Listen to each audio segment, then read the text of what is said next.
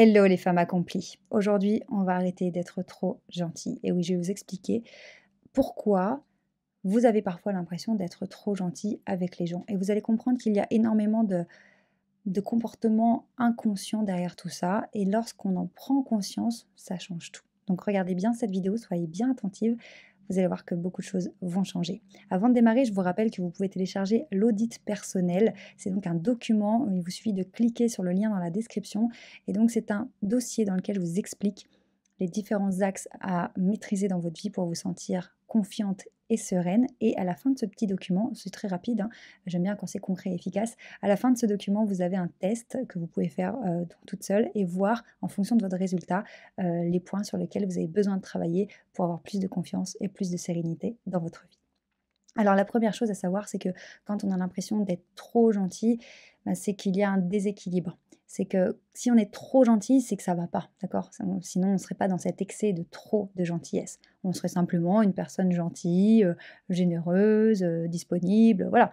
Et on est bien avec ça, on est en accord avec soi-même, on est une personne gentille. À partir du moment où ça bascule dans je suis trop gentil avec cette personne, ou je suis trop gentil avec les gens, c'est qu'il y a un problème. Ça signifie, ça illustre, ce trop de gentillesse illustre qu'on fait des choses à contre-cœur, contre nous-mêmes, qu'on se sent un peu obligé, puisqu'on se dit je suis trop gentil, mais qu'on n'arrive pas à mettre un stop. Alors la première chose à faire, c'est de déterminer vos limites, de comprendre où se situent vos limites. Qu'est-ce que vous acceptez, qu'est-ce que vous n'acceptez pas.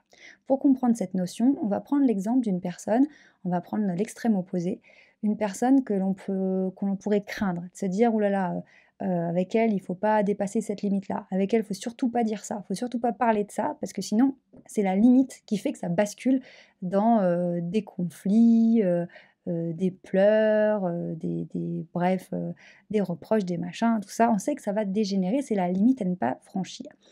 Eh bien, il y a certaines personnes, c'est peut-être votre cas, qui n'ont pas de limite, qui ne montrent pas leurs limites. On ne sait pas jusqu'où on peut aller avec elles.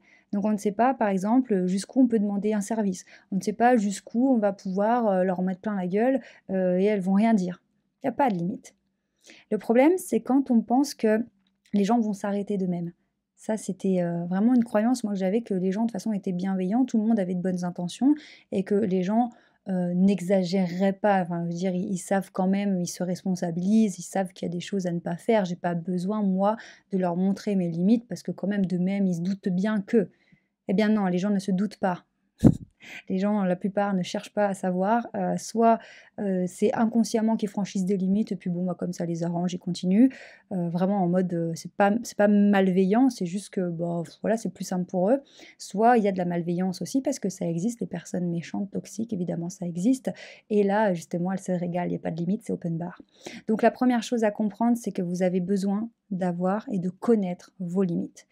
Quand on ne connaît pas où est sa limite, qu'on ne se donne pas assez d'importance pour s'autoriser à avoir des limites qu'on ne veut pas que les autres franchissent, eh bien on n'est pas capable de savoir à quel moment on a en droit de dire stop aux autres.